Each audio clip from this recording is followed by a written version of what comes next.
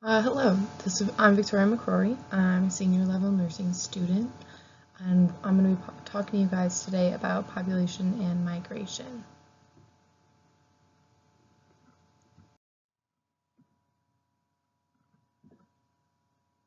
Right now, the population is over 7 billion people, and the world growth has been uh, exponentially growing for centuries now. I'm sorry, not centuries, decades, is what I meant to say. I'm sorry about that. Uh, but if we keep seeing this kind of growth, there's a very good chance that we're going to start running out of natural resources. And specialists do say that we could potentially just keep growing and growing and growing. Some say that we won't, but there are those that potential. That potential is there. The countries right now that are growing the quickest are countries in the global south. These are countries that are really big and developing, like India. A lot of these countries have overcrowding and overpopulation.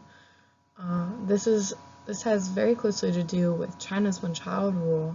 They had such a big growth, and then they had no room for their people. They have a lot of overcrowding. They have just a lot of poverty. So they started enforcing the law that families could have one child, and if you had more than one child, you would pay extreme fines. And for the poor farmers, like the fines would be more than what they make, sometimes in half the year. So it's really quite a dilemma that we have here in the not here in the United States, but in the world. The United States is starting to have a decrease in population because, well, for many reasons, I'm sure, but I believe it's mostly because women have the choice more. We can speak out and say what we want to do. There's options on contraception. There aren't things like dowries, or we're not being traded for goods and services. So, but we also, the world in general is starting to reach its carrying capacity with fertility rates that are extremely high. So why did we reach such a large population? Um, some experts say that it was just a different time. We needed more children for farming, and in Christianity, they often say, the family is the baseline. So people just had more children. You needed them to work, you needed them to provide, and so it was just a different time. Now women are more educated and they have more power and more rights, so they have more of a choice of ideas on contraception. We have a wide variety of contraception. Also, women are starting to become more career focused, where before they mostly were.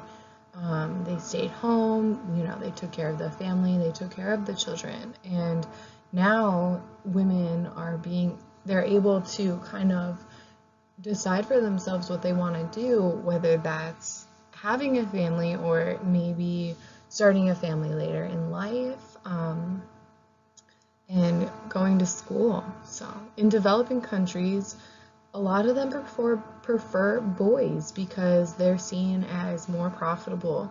They work better. They're just bigger in general. That's why I say they work better. Um, they're they're just preferred. Sometimes in countries, if you have a girl, it's devastating, but people do, kill their children and get rid of their children because they're girls. Um, this was happening often, much earlier on in the world, but it does still happen, and it's something that should be brought to people's attention because there's really no reason.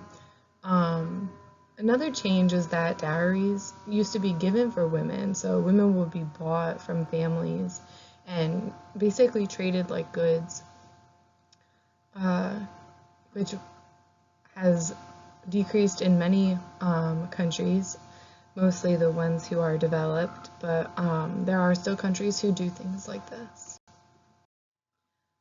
The first migration topic that I'd like to talk about today is refugee seeking. The United States has been housing refugees since 1980. That was when the first program was instated for refugees to come to America. And under the Obama administration, the cap for refugees being admitted was 110,000 people. So, under that executive order, we had a lot of people coming over into our nation seeking safety and asylum from their fighting nation. And almost immediately, once Trump became president and his administration took over, the cap was reduced to 45,000 people, which is actually lower than the amount of refugees that were admitted in 2017. Obama admitted 53,716 refugees. And this was done within the first 90 days of the new administration taking over. And it started screening for refugees from 11 countries. So this is a very big issue in the world today, regarding not only President Trump's administration, but also then the ethics that come along with that. How can you send people back to a nation that doesn't necessarily want them or can't protect them? How can we ethically, as a country of all immigrants seeking new land, send people back when they don't really have intention to stay here? Refugees are kind of sent here as just for protection. It's temporary, and to have them being denied in such large volumes is really a very major issue in the world today that we have. President Trump's administration not only has cut back on refugee asylum, but they also have cut back on immigration in general. I found this article in the online journal for Migration Policy Institute written on December 20th, 2017. And in here it says, the Trump administration has cast immigrants as threats to the nation and economic security of U.S.-born workers, and the president has taken steps accordingly. Some have been symbolic, such as ordering data collection and reporting of crimes committed by immigrants, and the cost of refugee resettlement programs designed to showcase the negative aspects of immigration. Other actions have been concrete, such as banning travelers from certain countries, cutting the refugee resettlement ceiling, and increasing screenings for visa applications. So not only has President Trump cut back on illegal immigrants in the U.S. alone, but he's also making it much harder for people who are already here to try and get their visas, and people who are trying to get here to get their visas.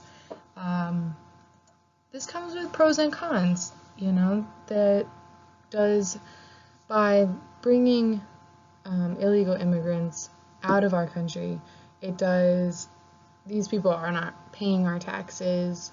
Well, I wouldn't say everyone, but for the most part, these people don't pay our taxes.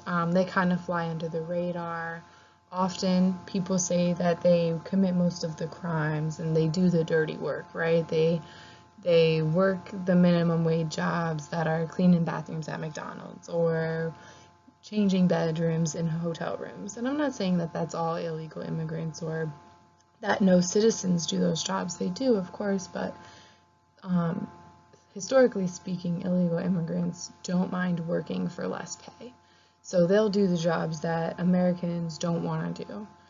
And I mean, in the grand scheme of things, that does take away jobs from citizens.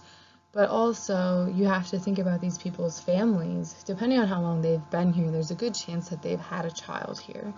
And those children, since they're born on American soil, are legal. They are citizens.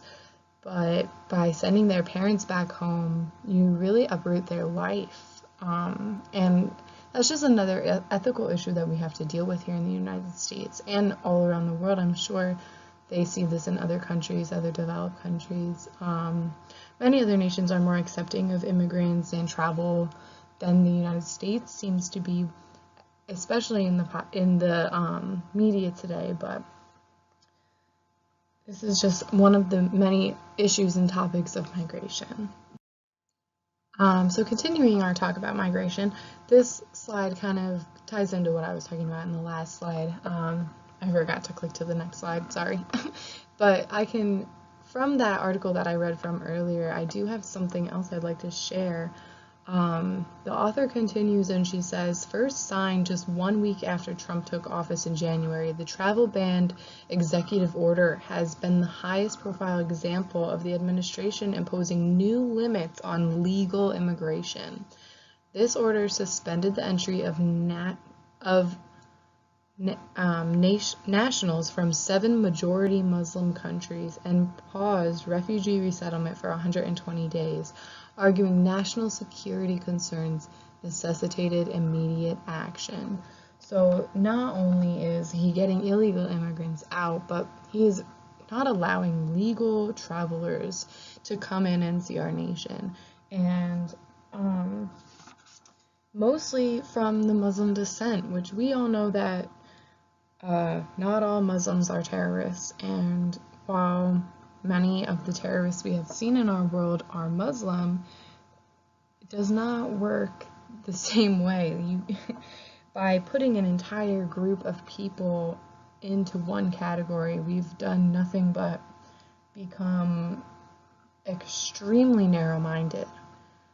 And this is one of the reasons why sometimes Trump takes a lot of verbal backlash. A lot of people just think he is very, very one-sided and speaks his mind. And while it's great to know what he's thinking, sometimes we need a president who can kind of play both sides and can kind of maybe say something that wouldn't be as rude or straightforward all of the time.